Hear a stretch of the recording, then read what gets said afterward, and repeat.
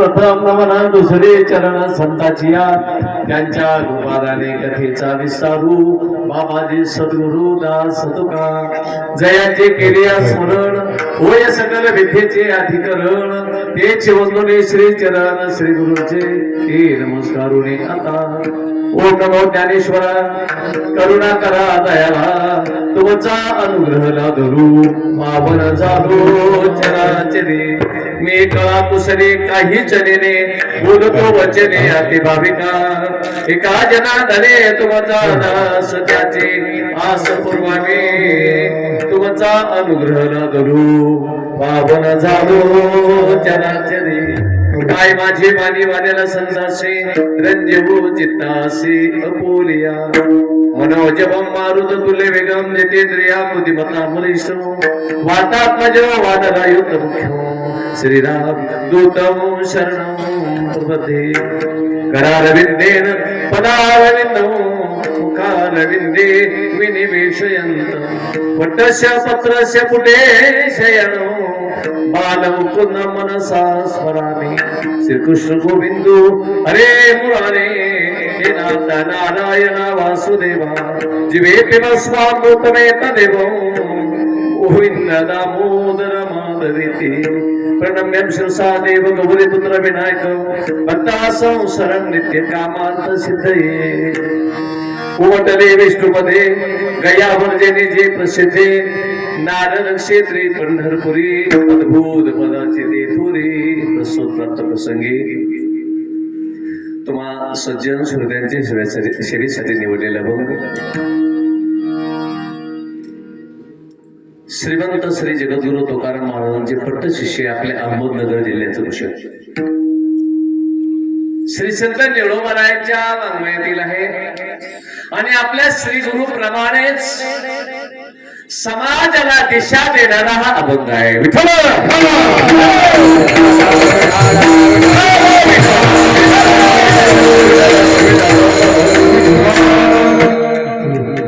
पाठीमागचे बसलेले पाहुणे पाठीमागं बसले पाहुणे मंडळी, तुम्ही एवढं अमोल किमतीचं एकमेकांकडे या, पुढे या ना बाबाजी, तुम्ही या पुढे, या पुढे.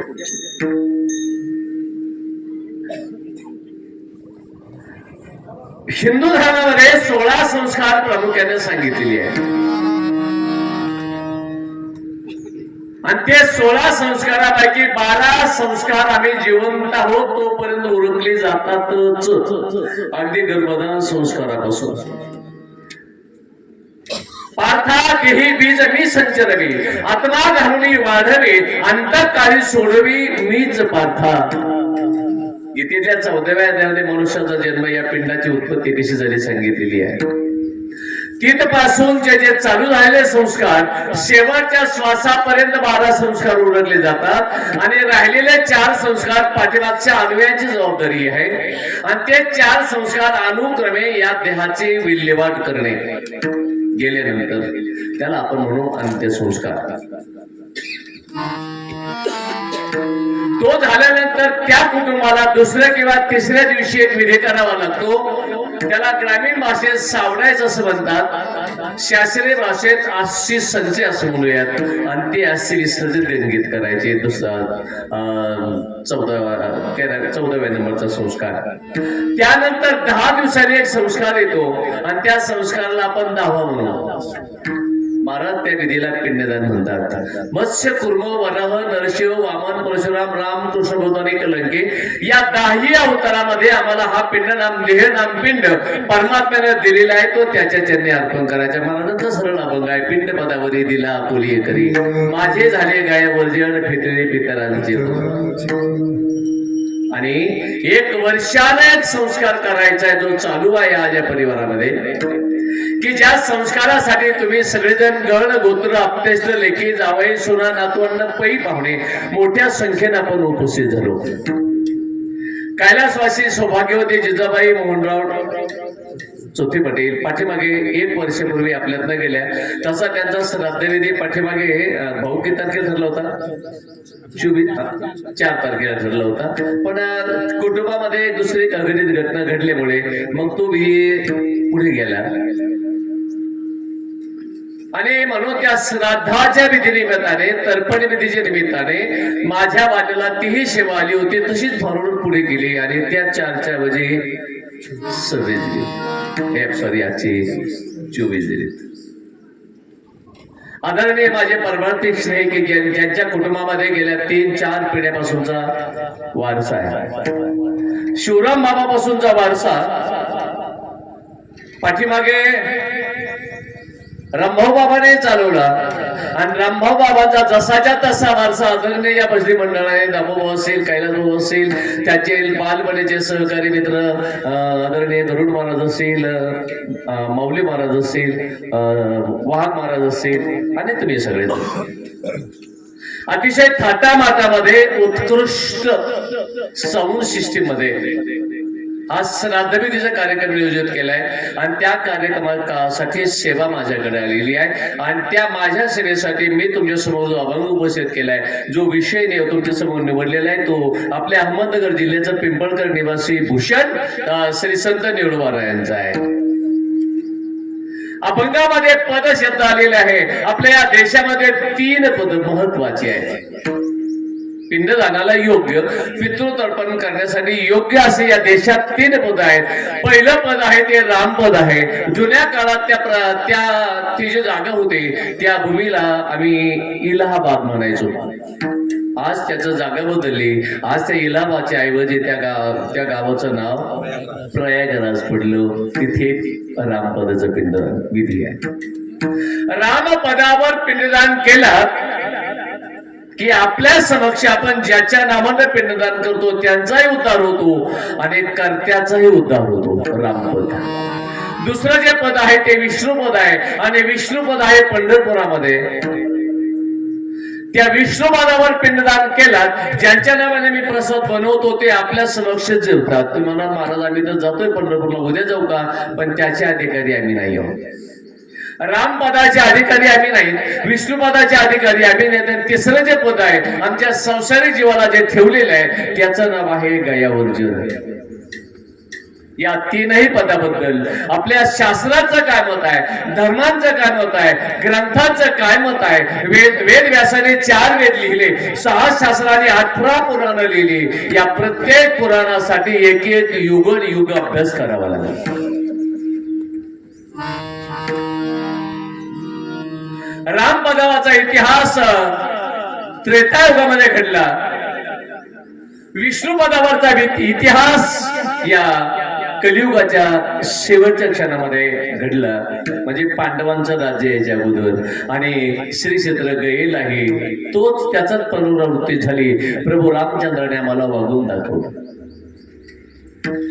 17 पुराण वेगवेगळी माहिती देत असली तरी एक पुराण असं आहे राजानो, 3 पुराण आहेत. पहिलं पुराण आहे श्रीमद भगवद्गीता. भगवद्गीता हे कसं जगावं हे शिकवणारा धर्मशास्त्र आहे. भगवद्गीता कसं जगावं. अर्जुना, समशत्रु मित्रे तथा मान अपमान हो, शीतोष्ण सुख दुःखेषु समसंग विवर्जित. पार्थाज याची अथाई वैषम्याची वार्ता नाही, रिपो मित्रा दोही सरचे पाडू. खांडावया घावो घाली की लावणी जयाने केली, दुखा एकची सावली दे जैसा. हो, कसं जगावं हे शिकवतं भगवद्गीता. कसं मरावं हे शिकवणारा पुराण आहे, त्याचं नाव आहे भागवत. हो, वनाम भक्ती ज्ञानाम ज्ञान वनाम वैराग्य भक्ती ज्ञानाने वैराग्यानं शोधणे, त्याचं नाव तत्व आहे. हे भागवत धर्मामध्ये कसं मरावं हे शिकवलं जातं. पहिला जाऊन कसं मरावं. शुक म्हणेगा परीक्षिती, सावधान होई चित्ती, आणि धन्य उद्धव अर्जुनाची भक्ती स्वस्य मुक्ती पुशिली. तुम्ही नाही काही वाचताना 10 स्कंद वाचा भगवत. याच्यामध्ये एकनाथ बाबांना त्याच्यावर भागवत केलंय, एकनाथी भागवत. श्रवण क्रौच तरला, श्रवण परीक्षिते उधरला, मकरोदरे श्रवण पावला, सिद्ध झाला मचिंद्र. तो ग्रंथ, तो धर्म, तो आमचा जो धर्म ग्रंथ आहे, कसं जगा मरावं हे शिकवतो. आणि एक धर्म ग्रंथ असा आहे राजानो, कसं वागावं हे शिकवतो. मरणं आपल्या हातात नाही आहे, पण कसं वागावं हे मात्र आपल्या हातामध्ये आहे. आणि ते शिकवतो. त्या धर्मग्रंथाचं नाव आहे रामायण. रामायण नावाचा ग्रंथ माहिती नाही असा महाराष्ट्रात तरी एकही व्यक्ती नाही सापडायचा. सापडेल काय भाऊ? पण महाराष्ट्रात रामायण माहिती नाही असा एखादा व्यक्ती आहे की ज्यानं वाचलं नाही असा एकही व्यक्ती नाही, ज्यानं ऐकलं नाही असा एकही व्यक्ती नाही, आणि ज्यानं रामानंद सागराचं रामायण पाहिलं नाही असाही एकही व्यक्ती नाही. पण त्या रामायणाकडे पाहण्याचा तुमचा आणि अनेकांचा दृष्टिकोन स्टोरी आहे. सभापती साहेब, रामायण स्टोरी नाही, तुम्ही पाहता त्याच्याकडे स्टोरी रूपाने. औषधनो, रामायण स्टोरी नाही. रामायण एक आदर्श कुटुंब कसं असावं, त्या कुटुंबाची आदर्शत्वा कशी असावी, समाजासमोर आमचा आदर्श कसा असावा हे शिकवणारा धर्मग्रंथ आहे रामायण. त्या रामायणामध्ये अनेक नाती आहेत. पिता आहे, वडील आहे, भाऊ आहे, पत्नी आहे, पती आहे, भाऊजाई आहे, सासू आहे, सासरा आहे, सुनई आहे. हो, यांचं एकमत कसं असावं हे जर तुम्हाला पाहायचं असेल तर तुम्हाला रामायण नक्कीच ध्यानात घ्यावं लागेल. त्या काळच्या लोकांना, अयोध्येतल्या त्या काळच्या लोकांना जर आम्ही विचारलं असं, बाबा रे राजा कसा असावा, तर अयोध्येतल्या नव्हे त्या काळी देशातल्या सगळ्या लोकांना एक मुखानं उत्तर दिलं असतो, राजा असावा आमच्या रामासारखा. कसा असावा? तुम्ही जिजामावशीच्या श्रद्धाला आलाय ना, ही वाघपुष्पाची श्रद्धांजली द्याल ना तुम्ही राम म्हणून, म्हणणार ना राम. मग कसा असावा राजा? पाहुणे हो, कसा असावा? रामासारखा राजा, आदर्श राजा. आता हा झाला राजा, कुटुंबातला प्रमुख झाला. पण या मूर्ती लोकांमध्ये पुरुषांना जिवंतपणे 2 स्वर्ग आहेत. आपल्याला जिवंतपणे 2 स्वर्ग आहेत. गेल्यानंतर ऐकण्यात मी मधूनच आलोय. मी गेलतो पण पोहोचलो नाही, मी मधूनच आलो. मला फक्त प्रकाश दिसत होता आणि आजही तो दिसतोय. या जीवनाचे 4 भाग आहेत. प्रथम सहजवसा, द्वितीय ध्यान धारणा, तृतीय मूर्ती पूजा आणि तीर्थाटन निचोनीच. तुम्हाला महाराज तुम्ही गेलते ना, मला कसं काय माहित नाही. आता सगळ्याला सांगू का दिला आषाढी वारीची वेळी झाली. दिंडी चालत, मी दिंडी चालत. हो दुपारी आम्ही बाबा जेवलोय, भाऊ दुपारी जेवलोय. हो त्या आम्हाला त्या अन्नदात्यानं नारळ दिलं, वाटं लावलं, रोड पर्यंत आम्ही गेलो. याला आम्ही हवेला लागलो आणि अभंगाची सुरुवात झाली. अभंग मीच गात होतो, कारण तेव्हा आमचे वासुदेव चालू होते सकाळच्या न्यायानंतर. कैसा वासुदेव बोलतो बोल, मी अभंग म्हणत होतो. कैसा वासुदेव बोलतो बोल, 12 पोटी माहेरी गेलं आणि मेला माणूस जिथं उठविल, पुढे वेळ काळा ते ग्रासीनच म्हणता नाही आला. तोपर्यंत स्ट्रोक झाला. आपल्या हातात नाही जीवन दे. पण मला आता असं वाटायला लागलं की देवा, जर मला दिलंच होतंस तर मग त्याच रस्त्याने यायचं होतंच ना. तुम्ही केव्हा वारकरी म्हणून तिथे एक अभंग तरी म्हटलं असताना राजांनो, पण माझं दुर्भाग्य मला जगवलं देवाने. तुम्हाला महाराज चांगली गोष्ट राहत यांच्यासाठी जगवलं. काय करणार कधीतरी. कुटुंबामध्ये या पुरुषाच्या जीवनामध्ये जिवंतपणे 2 स्वर्ग आहेत. ते 2 स्वर्ग, पहिला स्वर्ग पतिव्रता नारी. ज्याची पत्नी आपल्या विचाराशी अनुकूल आहे तो स्वर्गात आहे. यावर तुमचं पुरुषांना मत काय आहे? मी म्हणतोय तुम्हाला पटतंय का? ज्याची पत्नी आपल्या विचाराशी अनुकूल आहे तो स्वर्गात. आता गावामध्ये नाम सप्ताह चालू आहे. समजा उदाहरण, सगळे पाहुणे मंडळी टाळकरी आहेत, महाराजही पाहुणे आहेत. तुम्हाला असं वाटलं की या सगळ्यांना चहाला घेऊन जावं. तुमची गाढ इच्छा आहे, म्हणजे दृढ इच्छा आहे की यांना घरी घेऊन जावं. पण डायरेक्ट जात चाला म्हणता येत नाही, घरी जाऊन यावं लागतं. गेला घरी, घरी गेल्यानंतर विचारावं लागेल ना, होय रे काय सप्ताह चालू आहे म्हणजे. हो मी होती का रात्री कीर्तनाला. आणि मग ते कीर्तनकार आज थांबणार आहेत. टाळकरी आपले चांगले परिचय आहेत, पाहुणे मंडळी आहेत. मग चांगले गातात ते. मग त्यांना आपल्या घरच्या हाला आणू का? मावशी नाही म्हणत नाही, आणा. म्हणजे काय समजायचं? तुम्ही माझ्यावर रागावला का? मग स्पष्ट बोला की राव. समजायचं हा स्वर्गात नाही, कारण पत्नी ऐकत. पहिला स्वर्ग पतिव्रता. पतिव्रता या शब्दाचा अर्थ तुम्ही गैर करूच नका. अनुसरुणी पतीच्या मतात आणि तुका म्हणे पतिव्रता, तशी पत्नी मिळणं हे सौभाग्य आहे. आणि दुसरा स्वर्ग पुत्र आज्ञाधारी. ज्याचा मुलगा आज्ञात वागतो तो स्वर्गात. आता हे तर तुम्हाला मान्य करावं लागेल ना. आता आपण वयस्कर झालो, मुलांनी आपलं निदान विचार मत तरी विचारात घ्यावं. त्याच्या मनानं का करणा, पण आपण बोललेलो त्यानं कान तरी आपल्याकडे द्यावेत ना. आणि जे मुलं कान देत नाहीत आपल्याकडे, आपण स्वर्गात कसले हो? ते म्हणते म्हाताऱ्याची साठीभूत तुमच्या भाषेत गोळ्या सांगले. मग कसा असावा पुत्र? तुम्ही राजा दशरथाला विचारा, राजे पुत्र कसा असावा? तर राजा दशरथ स्वाभिमानानं सांगतील, पुत्र असावा माझ्या. म्हणा की राव ना, इकडे आनंद वाटतो, इकडे नाही वाटत. कसा असावा? राम. तुम्हाला महाराज आम्हाला राम का म्हणायला होतं? समजा कीर्तनामध्ये जर तुम्ही 100 राम म्हणाले 100 वेळा, तर 50 रामाचं पुण्य मला येते. आपसू करता करविता अर्ध पुण्य लाभे. 50 रामाचं पुण्य मला आलं तर मग तो तुम्ही म्हणायचेच नाही. कशाला त्याला पुण्य द्यायचं? कसा असावा पुत्र? दशरथ राजा सांगतील, पुत्र असावा माझ्या रामासारखा. आदर्श सांगतो तुम्हाला. आता कुटुंबामध्ये भाऊ आहेत, भावाने भावावर, रक्ताने रक्तावर प्रेम करावं हे शिकवणारा धर्मग्रंथ रामायण आहे. मग कसा असावा भाऊ? तुम्ही लखनला विचारा, लक्ष्मण अरे भाऊ कसा असावा? तर लक्ष्मण सांगेल, भाऊ असावा माझ्या. वा वा. आमच्या टाळकरी जेव्हा बोलतात ना, तेव्हा ह्या विषय त्यांच्या हृदयापर्यंत गेलेला असतो. विठ्ठला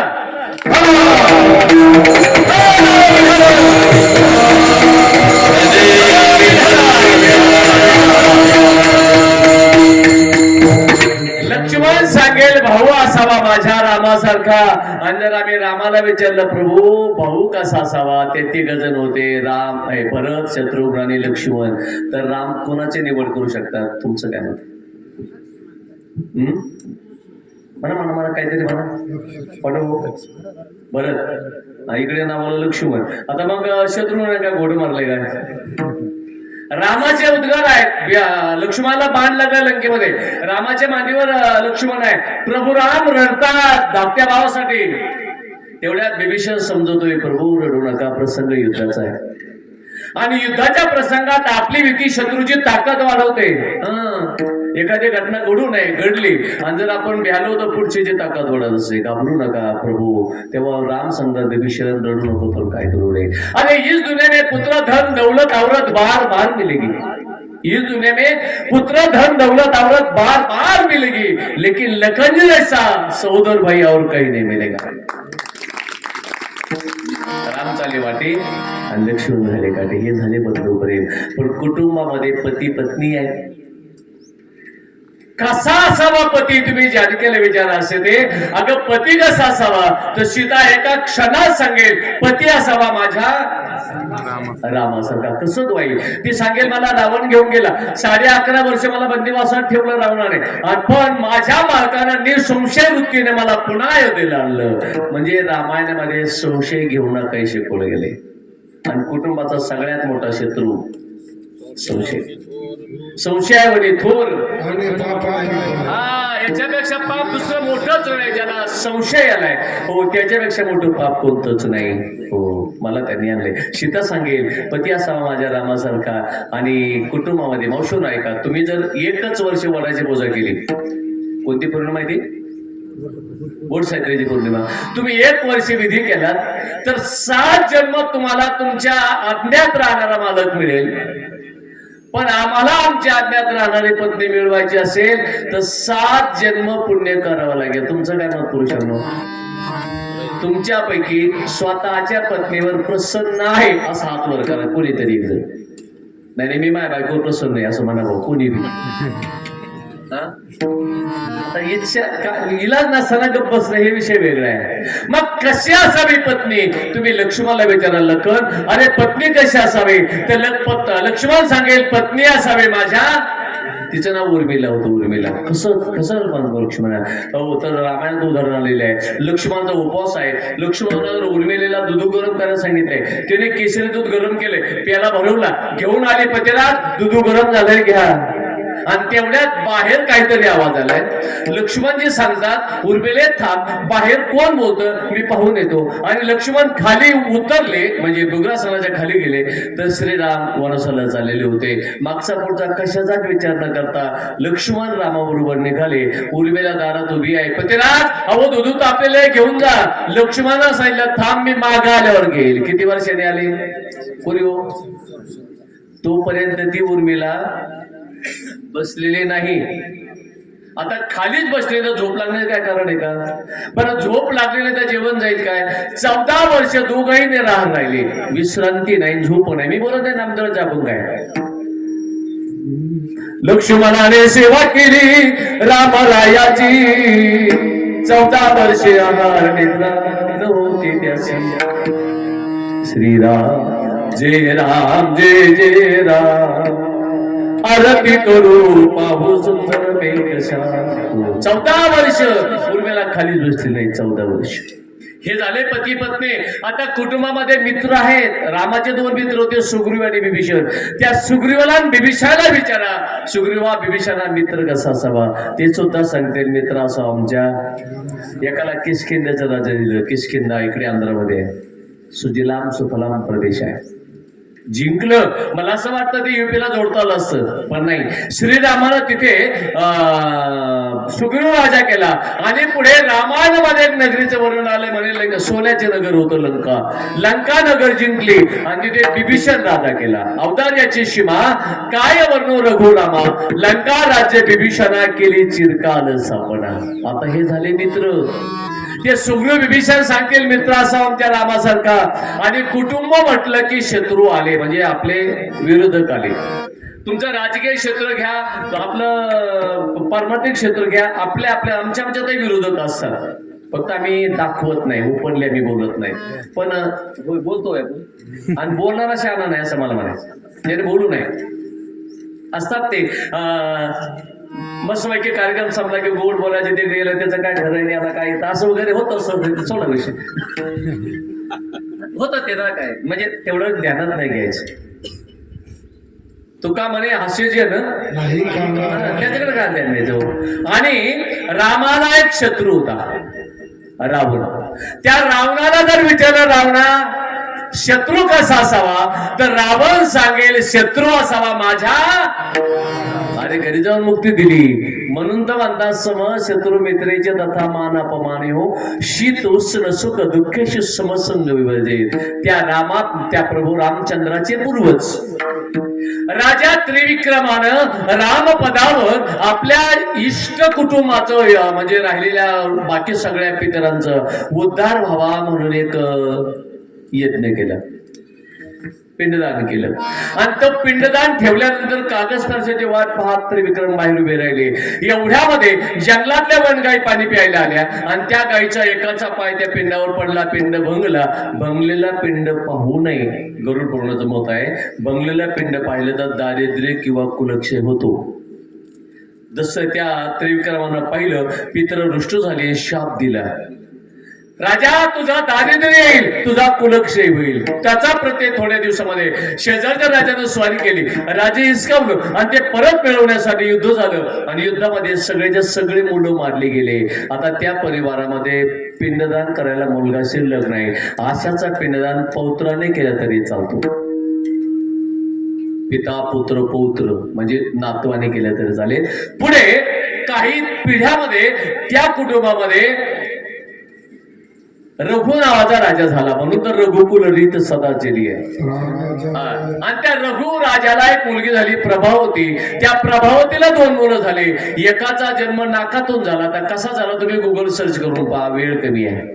आणि एकाचा जन्म ती बाळ पोटात असताना तिच्या सोबतीने विष पाजलो आणि त्या विषाचा जन्माला आला बाळ. विषाला संस्कृत मध्ये गर म्हणतात, त्याचं नाव सगर ठेवलं. सगर आपल्या माऊलीच्या समाधी 16 त्याचं वर्णन आलेलं आहे. सगर यज्ञ आरंभिला, अंशुमाने पुढे चालविला आणि भगीरथे पनाशी नेला, गंगा नेली मृत्यू रूप.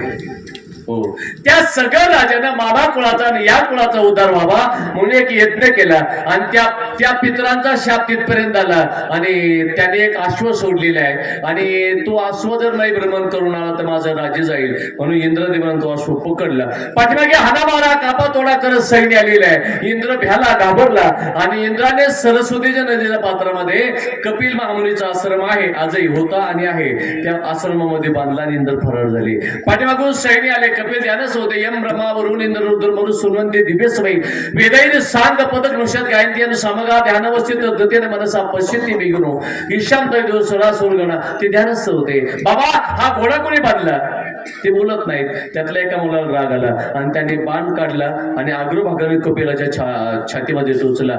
डोळे उघडले. तुम्हालाही सांगतो, तुम्हाला नाही साधूची सेवा करता आली तर आग्रह नाही, नाही चहा प्यायला चला म्हणताना तर हरकत नाही, नाही जेवण घातलं तरी हरकत नाही, दर्शन नाही घेतलं तरी त्यापेक्षा उत्तम कोणतंच नाही. पण टिंगल केली की प्रत्यय येतो. साधूच्या टिंगली इतकं पाप या जगात दुसरं कोणतंच नाही. कोणता कसं असू द्या साधू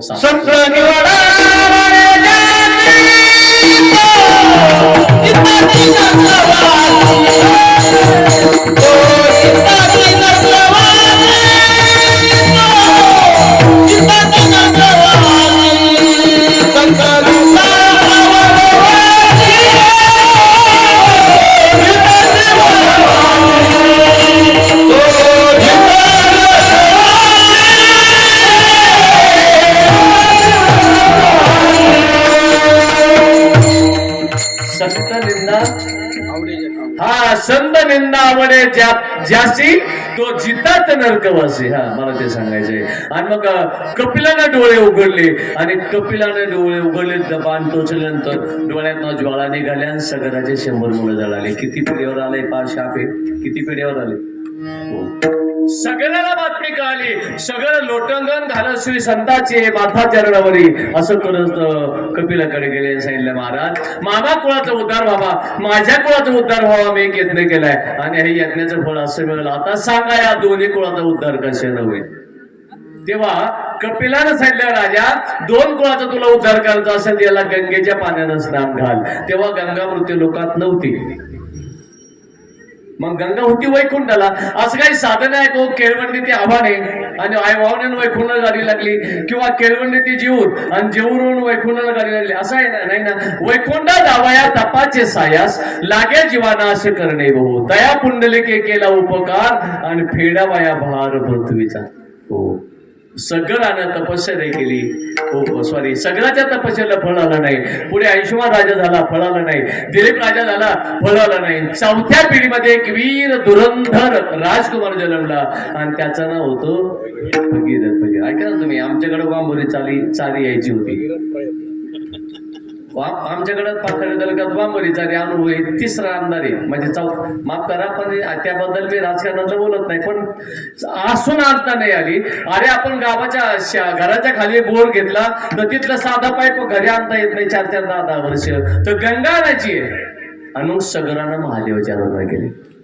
कैलास राणा शिवचंद्रमौळी फणींद्र माथा मुकुट झळारी करुणा सिंधू बहुदुःख हरी हो तुझविणे शंभू मज कोण तारी. आणि त्या सगळ्याच्या तपस्येला फळ आलं. सदाशिव प्रसन्न झाले आणि सदाशिव सांगितलं, भगीरथा वचनं ब्रूयात. भगीरथा सांगितलं, सदाशिवजी मला या मानवी समाजाचा उद्धार करण्यासाठी स्वर्गातली गंगा आणायची आहे. मग महादेवानं भगीरथाला बरोबर घेतलं, गंगेकडे गेले आणि महादेव सांगतात, गंगा मैया हा सदाशिवजी आपको मृत्यूलोक आना होगा. तिने सांगितलं, नाही सदाशिवजी मैं नहीं आऊंगी. क्यों? बोले मृत्यूलोक में सब लोग पापी है. गंगा काय म्हणते, मृत्यूलोकातले सगळे पापी. त्याच्यात 8 महाराजही आले, लक्षात ठेवा. गंगाची आरती बोलते तर हो, हे लोक माझ्यामध्ये स्नान करतील आणि त्यांचं पाप मला लागेल. आपण जुन्या काळात एक गीत ऐकायचो, राम तेरी गंगा मैली हो गई पापी उनके पाप धोते. पापाचं पाप त्यांचा मैला मला लागेल. महादेवन सांगितलं, माते जरी दिवसभर पाप्याला तुमच्यामध्ये पाप धुतलं, त्यांचं पाप तुम्हाला लागलं, तुमचा रंग मैला झाला, काळाला झाला, पण एक नामधारक जर तुमच्यामध्ये स्नान करेल तर तुम्हाला पूर्वरूप प्राप्त होते. तुम्ही पंढरपूरला गेले ना सगळेजण, पंढरपूरला गेल्यानंतर पहिल्या विधी काय आहे? आता तुम्ही स्नान करता काय, आंघोळी करता? खरं बोला, खरं बोला, खरं कीर्तनात खोटं बोलू नये. स्नानाचे 3 प्रकार आहेत. पहिलं स्नान आहे ऋषी स्नान, दुसरं आहे मानवी आणि तिसरं आहे राक्षसी. ऋषी स्नान त्याला म्हणावं पहाटेच्या दरम्यान केलेल्या स्नानाला ऋषी स्नान म्हणायचं. त्यात आपण तर मला असं वाटतं की 10% सुद्धा नसत आहेत. मी पण तुमच्यातलाच. दुसरं जे स्नान आहे ते मानवी स्नान आहे. म्हणजे दिवस उगवायच्या अगोदर केलेल्या स्नानाला आपण मानवी स्नान म्हणू. याच्यात आपण 70% लोक धरूयात, असू शकतात. आणि तिसरं जे स्नान आहे राक्षसी स्नान. बाबा आम्हाला वेळ सांगला राक्षसी स्नानाचा. राक्षसी स्नान त्याला म्हणावं दिवस उगवल्यापासून मावळेपर्यंत मिळेल त्या वेळात केलेल्या आंघोळीला राक्षसी स्नान म्हणायचं. मावशींना खरं सांगा, तुम्हाला तुमच्या शेजारणीची शपथ आहे, आपलं कोणतं स्नान घडतं? म्हणून आमचं पाप धुवून जात नाही, होत नाही. हो, जर एक नामधारक तुमच्यामध्ये स्नान करेल तर तुम्हाला पूर्वरूप प्राप्त होईल. आणि हे विधी आहे रामपदाचे.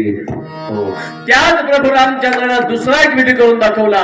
आई वेळी राजाचा राज्याभिषेक, राम राजा होता त्यांच्या वाट्याला वनवास आला आणि वनवासामध्ये साधूला सल्ला दिला, रामा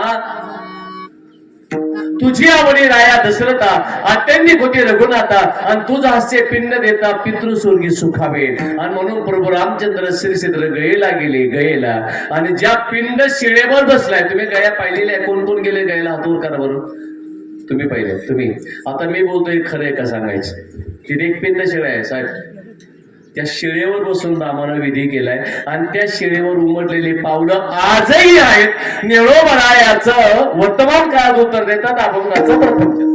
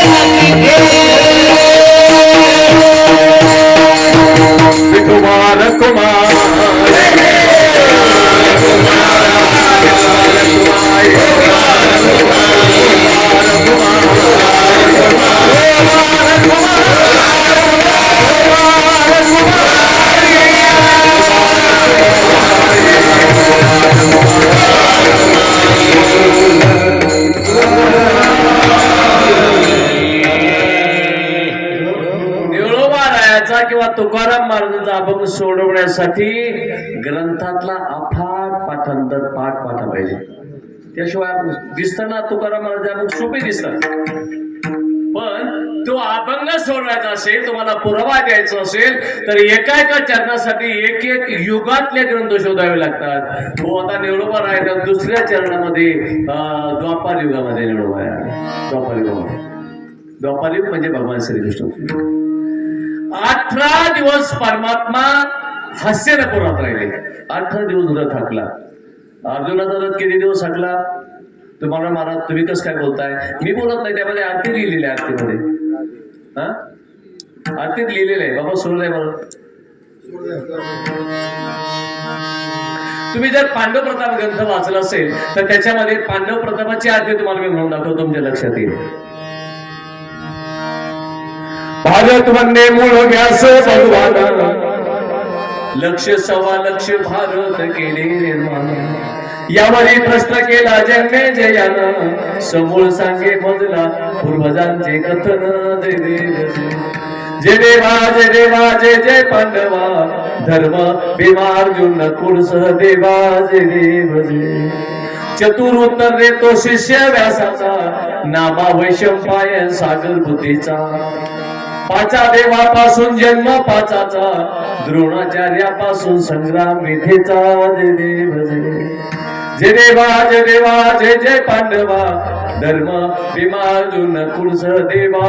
जय देव जय. त्याच्यामध्ये लक्षाग्रहापासून लक्षाग्रहापासून रक्षी श्रीकृष्ण, हिडिंब बाका सर्वधून एक चक्री राहण. पंचाळाची कन्या सोयवर जिंकून, हस्तिनापुरी आले मैसवा करुण. जय देव जय. कुरुक्षेत्री केले युद्धाची हव, पार्थापासे गीता सांगे माधव. 9 दिवसामध्ये वधिले कौरव. 9 18 दिवस परमात्मा द्वारकेत हस्तिनापुरात राहिले. पांडवांना विजय दिला. आणि त्या 18 दिवसामध्ये अनेक मोठे मोठे महान योद्धे त्या रणांगणामध्ये समर्पित झाले. त्यातला एक होता आजोबा सगळ्यांचा, त्यांचं नाव आहे भीष्म पितामह. कौरवांचा आजोबा, पांडवांचा. भीष्माला बाण लागलाय, भीष्म शरपंजरी पडले, युद्ध थांबलं, कौरव आले, पांडव आले आणि भीष्मानं आदेश दिला आता देवाला बोलवा. देवही आले, मग उभे राहिले पायाजवळ शेवटच्या क्षणात. हो, भीष्माने हात जोडले, देवा आगतम कृष्णा स्वागतम कृष्णा, आगतम स्वागतम शरणागतम कृष्णा. येतो देवा, निघतो मी. हो सांगितलं, आजोबा थांबा. कृष्ण म्हणाले, आजोबा थांबा. हे स्वर्गाचे दार उघडलेले आता का? म्हणजे सध्या दक्षिणायन चालू आहे, आणखी 6 महिन्यानं उतरायला लागेल. आणि उत्तरायणामध्ये जर तुम्ही प्राण सोडला तर डायरेक्ट मला येऊन भेटणार आहे. तर यद गत्वान निवर्तन ते धामम परमम. हो, डिसेंबर, जानेवारी, फेब्रुवारी, मार्च, एप्रिल आणि मे उत्तर आहे. जून, जुलै, ऑगस्ट, सप्टेंबर आणि ऑक्टोबर आणि नोव्हेंबर हे दक्षिण आहे. मग आणखी 6 महिने थांबा. भीष्माने विचारलं, देवाने काय करू आता? म्हणले, असं ऐका देवा. भीष्मा सदा शरपंजरी म्हणे, राव पागा मुरारी, प्राणी अंताची अवसरे तुझला काही साध्यात असे. सांगा देवा काय करू? मग देवा सांगितलं, आजोबा मना तू हेची करी, माझे भजने प्रेम धरी, सर्वात नमस्कारी मजे का ते. माझं भजन करा, माझं भजन करा. आता भीष्माने सांगितलं, देवा हे काय करू माझी थाई, शत्रुंचे दुःख पाहिजे. आता या वेळात अंतकाळामध्ये तो रामाचं ध्यान येणं शक्य आहे? भगवंताने भीष्माच्या डोक्यावर हात ठेवला. दुःखाची निवृत्ती, सुखाचे सुख. आणि भीष्म पितामह 6 महिने जगले, पण जावं लागलं. त्या भीष्म पितामहाने त्यांचे वडील राजा शंतनूचा तर्पण विधी पंढरपुरात केला होता.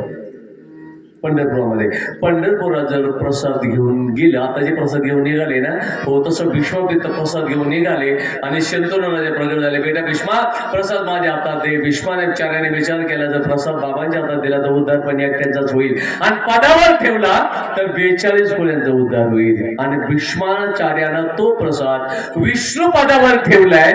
ते क्षेत्र जे होतं गयाला, जे होतं तेच पंढरपुरात आहे. आपल्या अभंगाचा ध्रुवपद. नारद क्षेत्री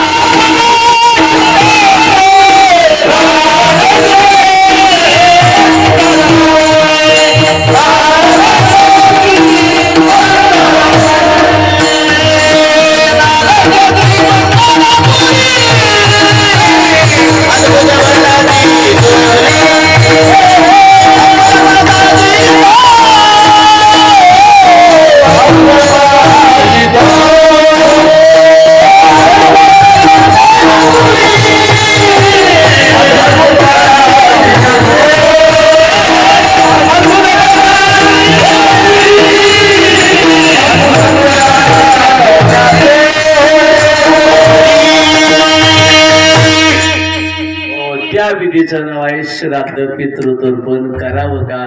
केलं पाहिजे. कोणी करा, कोणाचं करावं? जीवानं जीवाचं पितृतर्पण करावं म्हणून भीष्माचार्य. ऐका ना, धर्मग्रंथामध्ये अनेक अवतार झाले.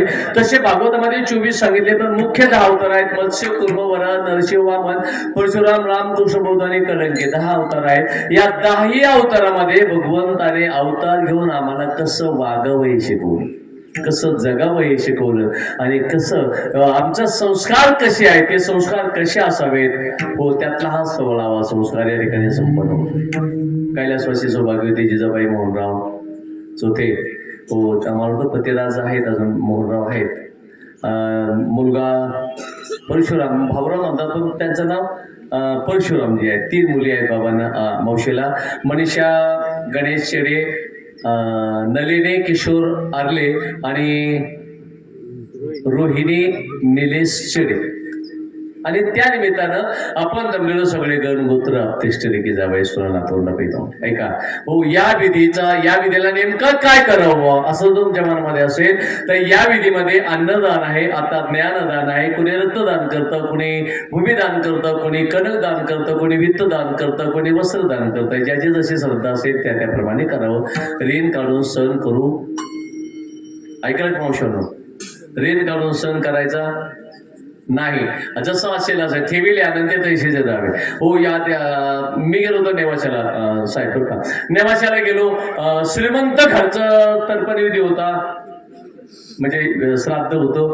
आणि ब्राह्मण काका, त्यांनाही 3 मुली होत्या. 2 मुली IAS अधिकारी होत्या आणि 1 मुलगी आपली होती नोकरीला, पण साधी होते. मग ब्राह्मण काकानं पाहिलं, परिवार चांगला आहे, मालीमाल आहे. मी तिथं बसलेलो. मग काका म्हटले, ताई आपण असं करूया का? म्हणजे तुमची कॅपॅसिटी आहे ना? लो आहे. मग आपण बाबांना डायरेक्ट चढून जाण्यासाठी शिडी करू. तुम्ही ऐकत ना? कान उघडे, जरा जिवंत आहे का? डोळे डोकं उघडं ठेवून आपण शिडी करू स्वर्गात जायला. स्वर्गात म्हणजे बाबा मी ऐकत होतो, आपला भावना दिसत होता. त्यांना काय म्हणले, पण कशाचे? आता ते सोनं नाही म्हणाले, ते म्हणाले कणक कणक कणक धातू असतो. कणक म्हणजे सोनं. किती लागेल? 3 ग्रॅम. किती? त्याची बॉडी लँग्वेज 3 ग्रॅम लागेल. आज काय भाव आहे सोनं? 81. कधी केलं?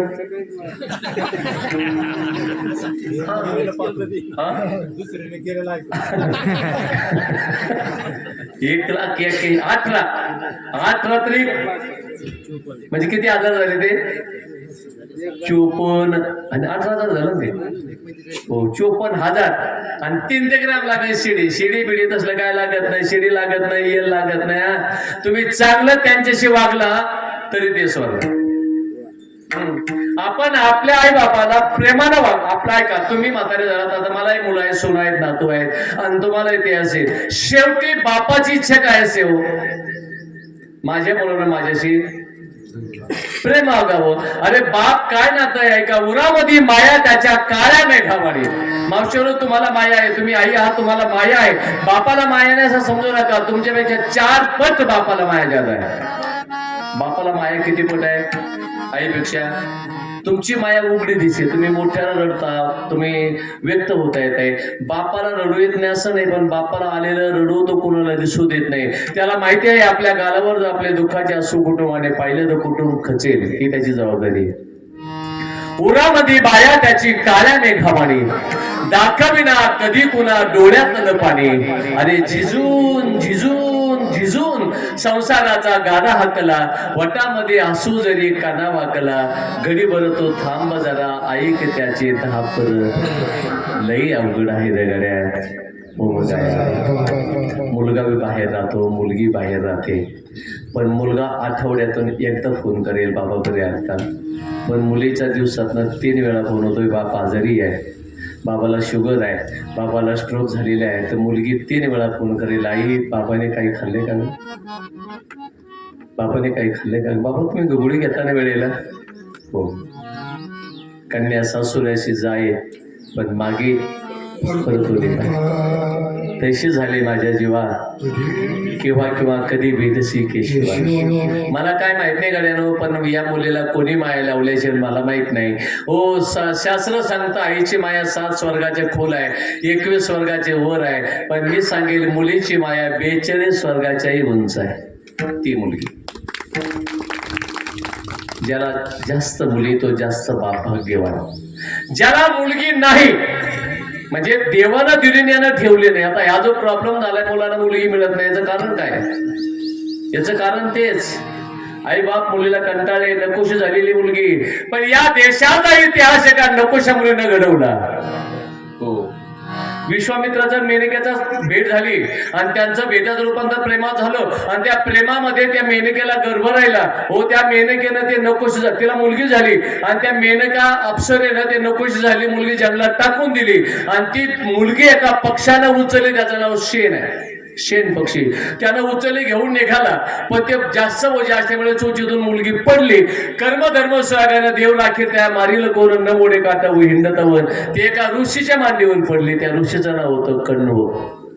कण्व. आणि त्या कण्वानं त्या मुलीचं नाव काय ठेवावं, पक्षाच्या मुखातून पडली, मग पक्षी कोण होता? शेण. म्हणून त्या मुलीचं नाव शकुंतला ठेवलं. त्याचं नाव शकुंतला पक्षी होता, शकुंतला. आणि ती पुढे दुष्यंत राजाला दिली. आणि शकुंतले दुष्यंत राजाला जो मुलगा झाला त्याचं नाव भरत, ज्याच्या नावानं आपल्या देशाचं नाव. तुम्हाला आपल्या देशाचं नाव काय माहिती आहे का नक्की? काय नाव आहे आपल्या देशाचं?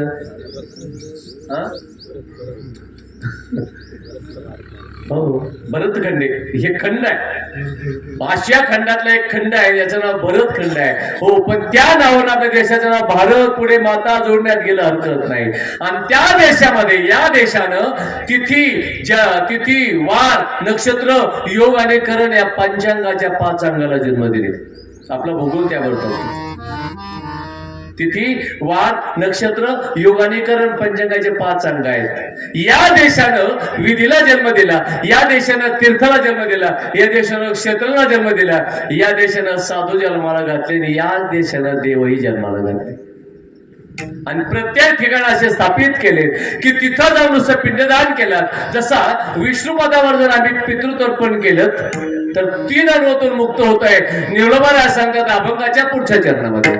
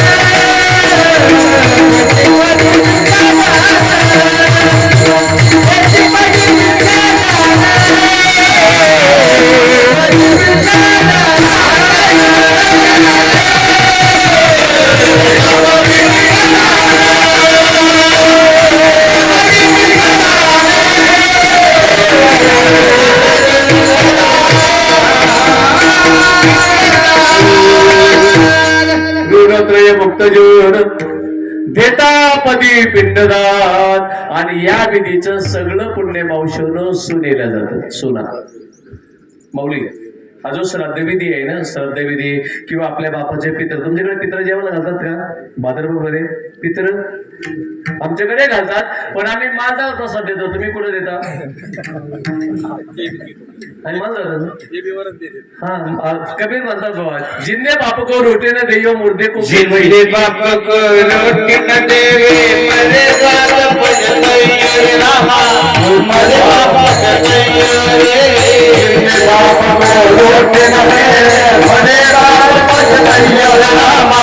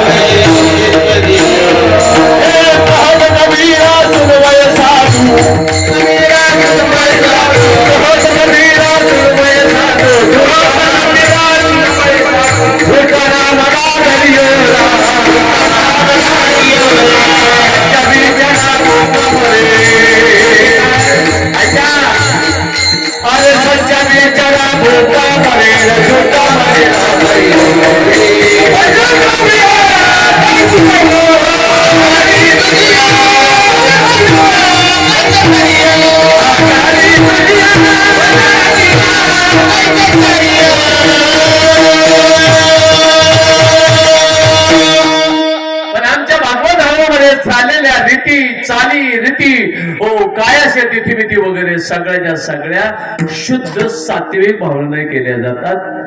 तो विधी या ठिकाणी संपन्न होतोय. आणि हा विधी पूर्ण झाला की तुकाराम महाराज म्हणतात, तुका म्हणे पितृ आशीर्वाद देती कल्याणची दे तया तुला. महाराजाला विचारलं, महाराज पण तुम्ही जे ठिकाणं सांगता तिथे देव आत्ता आहे का? हो, नाही असं नाही, आत्ता आहे. माझा परमात्मा पांडुरंग रोज उठतात, आजही भगवंत उठतात पहाटे पहाटे. आपल्याकडे पहाट किती वाजता होते?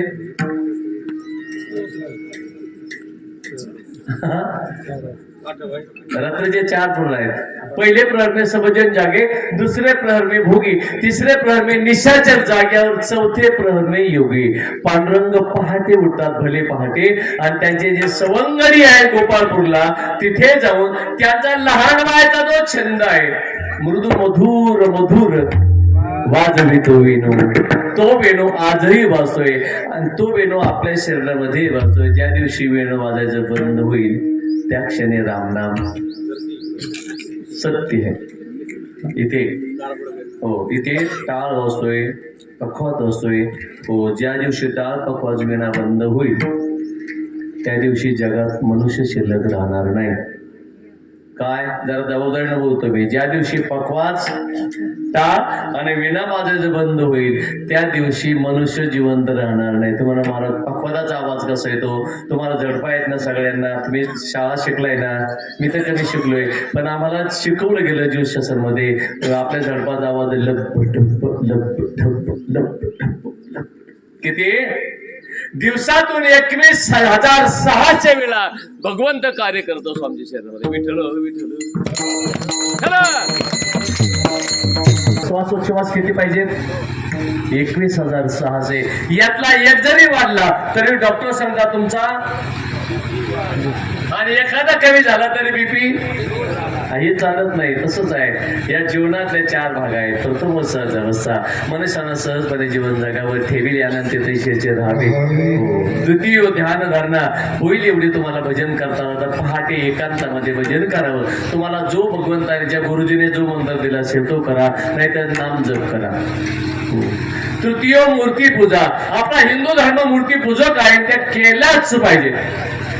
आणि तीर्थाटन निचोडेच काळ सारावा चिंतने एकांतवासी गंगास्थाने देवाच्या पूजने प्रदक्षिणा तुळशीच्या.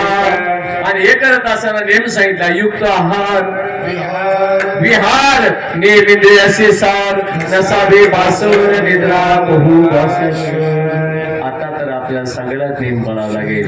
हो,